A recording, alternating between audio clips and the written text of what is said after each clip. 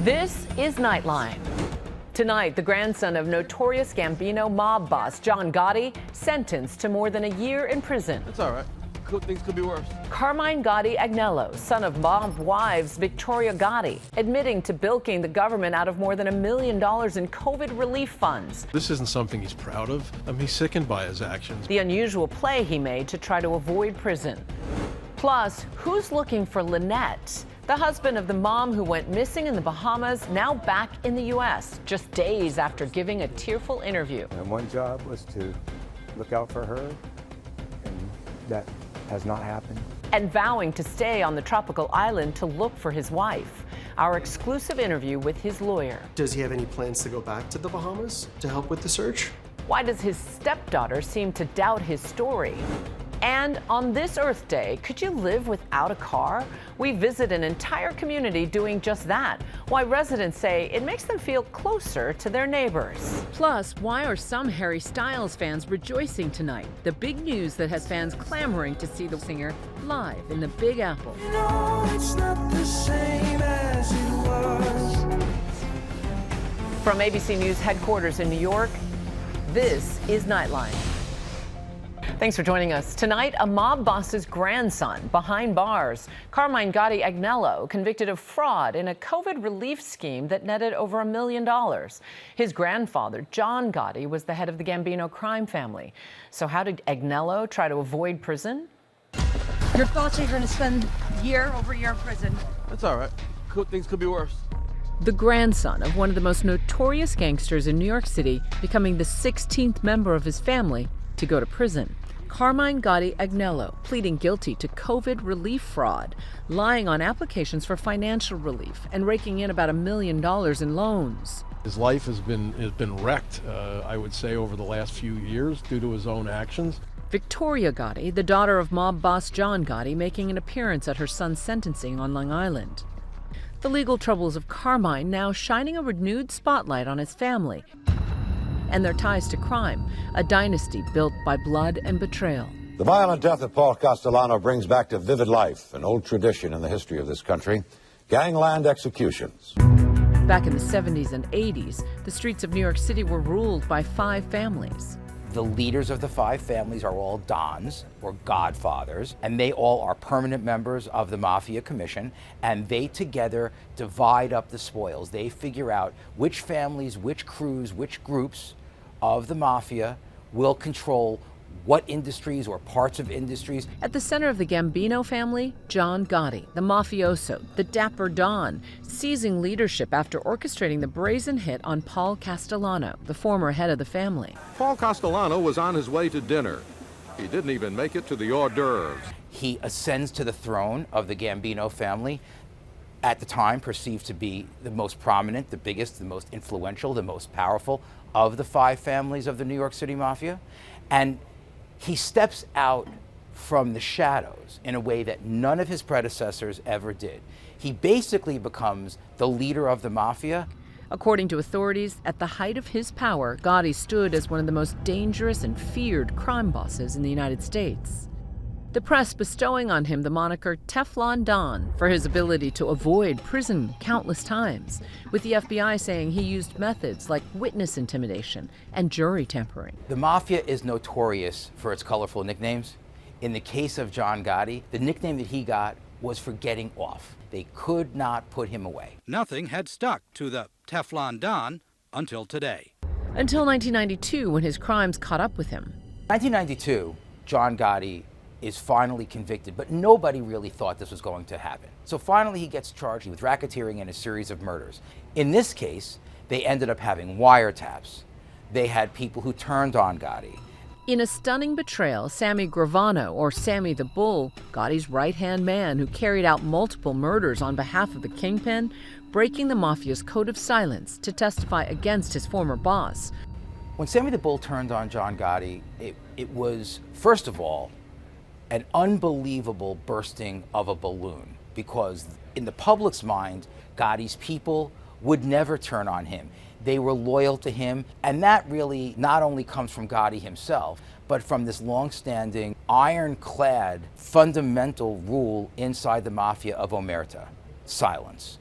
Gravano later telling ABC News in 1997 his thoughts on Gotti. And I realized that John probably eventually would take me out for no other reason but he wants one show, one boss, with John Gotti. John Gotti passed away from throat cancer in 2002 behind bars, a world away from the tough, gritty scenes that he and his associates oftentimes lived and died by. People in the mafia, looking back, those people either in organized crime or near organized crime that think back to those days in a positive way, they look back at Gotti as being the last of the great dons, the last of the great leaders. Gotti's name forever living on through his family, their glamorous lives highlighted on reality TV, like Growing Up Gotti, featuring his daughter Victoria and her 3 sons, including Carmine. I guess when we fought, maybe we took it a little too, extreme. We don't fight now. We're all close, like best friends, brothers, everything. Victoria and her family's legacy taking center stage again in the show Mob Wives. When somebody gets to that level, that's it. They need to be reined in. Women should build each other up. I find that in my circle, people act the way that I allow them to act. Anything you want to say? As for Carmine Gotti Agnello, a judge sentencing the 40-year-old to 15 months in prison and ordering him to pay nearly $1.3 million in restitution. This isn't something he's proud of. He's sickened by his actions, but he also is hopeful for the future. Carmine is expected to surrender himself to authorities in July. His lawyers originally asking for a sentence without prison time, saying Carmine hopes to donate his kidney in the coming months to save his mom. I don't think any of us knows what's going on inside Agnello's mind or Victoria's medical situation or what the lawyers are thinking, but it wasn't lost on observers that this had some whiff to it, that it might have been a Teflon Don move. And of course, we'll continue to update you on the case. For now, we're going to turn to the mysterious and disturbing story of the missing mom in the Bahamas, Lynette Hooker, whose husband Brian Hooker claimed she fell overboard from their dinghy and vanished in the ocean. Brian just days ago vowing to stay on in the Bahamas to find Lynette, but quietly leaving the island the next day. ABC's Victor Akendo caught up with Brian Hooker's lawyer. Brian Hooker's attorney now speaking in her first interview, nearly 3 weeks after he says his wife of 25 years went overboard on their dinghy in the Bahamas and has not been seen since. Would Brian ever physically harm Lynette? Absolutely not. Hooker was detained for 5 days by Bahamian authorities, then released without charges in the disappearance of his wife, Lynette. Given how much has been said about Brian Hooker, is there anything that you would like the public to know, those who consider him guilty? I would ask those watching to treat him the way you would want to be treated, to give him the benefit of the doubt. Brian speaking with me the morning after his release. My only focus is to go back to the boat and then hire or beg people to help me go find some areas to search. Brian returned to the U.S. hours after that interview, his Bahamian attorney telling us he wanted to be with his terminally ill mother. Does he have any plans to go back to the Bahamas to help with the search? I imagine that is where his heart is, but I can't speak on whether or not that's what he will be doing. Last week, Carly Aylesworth, Lynette's daughter, traveled to the Bahamas to retrace her mother's last steps, telling us she believes parts of her stepfather's story don't add up. I don't understand how she drowned or got floated away. It just made me be more, why didn't he do this? Why didn't he do that? Why did that happen? So it answered some questions, but then it also arose more questions. Carly telling us she met with the Coast Guard and Bahamian authorities, allowing her to visit the sailboat her mother and stepfather called home, the Soulmate. This feels like something you just watch in a movie, but it's my life. Carly and Lynette's mother, Darlene, have doubted Brian's story from the beginning, saying Brian and Lynette had a volatile and even violent relationship at times. We all handle things in different ways, and be open-minded to the fact that just because Carly and Darlene are making these claims, there's absolutely no evidence to support any of the allegations. Absolutely none. Our thanks to Victor. And now a look ahead at tomorrow's show. We're inside the intense world of looks-maxing, where some young men go to extremes to improve their appearance. What's pushing the trend? What's at risk? And where's the line between self-love and self-hate? I started taking the steroids, and I'd say it changed my life. And when we come back, imagine living in a community that's entirely car-free. The unexpected way these neighbors say it made them feel closer. It's allowing me to make friends that I never thought I would ever be able to meet.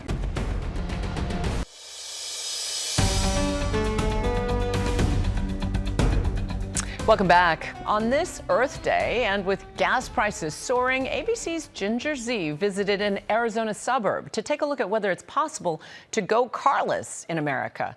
Could what's good for your wallet also be good for your planet? America is a car culture. Nearly every community, from our cities to our suburban and rural neighborhoods, are designed for automobiles. But in Cul-de-sac, a new community in Tempe, Arizona, just outside Phoenix, it looks like a lot of new developments, except for one thing: no cars. I'm starting to realize that being car-free doesn't necessarily mean you can't use cars. It just means that you're not owning one, it's not being stored 90% of the time in a parking spot. I would say there's more options than you realize out there. Cul-de-sac not only encourages walking and biking, it's built around it. Everything is meant to be walkable. Boutiques, a restaurant, farmers markets, even a plant shop, all close to where people live. I love this print on the black. I don't think we need a car as much as we think. Honestly, it's so fun to just be able to walk to a local coffee shop or go to a neighbor's house. For many in the community, it saves money on gas, insurance, car payments, and is, of course, better for the planet. I would say that going car-free for my wife and I has saved us money. For Jacob Steinkamp, using a bike or electric scooter rather than driving offers other benefits. I do the same route every day, and you start to recognize familiar faces, and it's a little bit more friendly than a car. If you wave to someone in a car, they're like, what's that guy doing? But on a bike or walk-in, it's just more natural. So this is how we used to build. There were millennia of building walkable neighborhoods. As there have been innovations in transportation, real estate has evolved. But we've largely been building for cars instead of people for the last 100 years or so. But we're now showing what's possible. Our residents use a portfolio of transportation options instead of a private vehicle. Jacob says his interest in sustainable living started in college. During my studies at ASU, I just was learning about the cost of cars, like from a space and carbon emission standpoint. Even if it did cost me a little bit more a month, I feel like the cost of the city, wider roads, more parking, isn't something that I want to be contributing to. In 2022, transportation was responsible for a whopping 28% of greenhouse gas emissions, and a majority of that comes from our cars and trucks. For 26-year-old Electra Hug, there's one more benefit.